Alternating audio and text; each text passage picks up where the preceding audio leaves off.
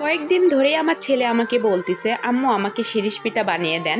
আমি ওকে বললাম, আব্বু শিরিষ পিঠা বানানো অনেক কষ্ট, অনেক সময় লেগে যায়। আর এখন বর্ষার সময় এই পিঠাগুলো শুকাইতে চাবে না। ও আমার কথা কিছুতেই বুঝতে চাচ্ছিল না। ছেলে যেহেতু আবদার করেছে, কি আর করার। তাই ফেসবুকে অনেক খোঁজাখুঁজি করার পর পিঠাঘর নামে এই পেজটি থেকে আমি অনেকগুলো পিঠা অর্ডার করি। সত্যি কথা বলতে কিন্তু বর্ষার সময় এ ধরনের ভাজা পোড়া আইটেমগুলো খেতে ভালো লাগে, বিশেষ করে বিকালবেলা সন্ধ্যাবেলা চায়ের সাথে। আমরা কিন্তু বগুড়ার এদিকে এই পিঠাগুলোকে পাঁপড় বলি। অনেক এলাকায় দেখি পিঠা বলে, যার কারণে আমিও পিঠা বললাম। এই পিঠাগুলো অর্ডার করার পরে আমি অনেক টেনশনে ছিলাম যে পিঠাগুলো ভেঙে যায় নাকি। তো দেখলাম আপু এত সুন্দর করে বক্সের মধ্যে এই পিঠাগুলো দিয়েছে।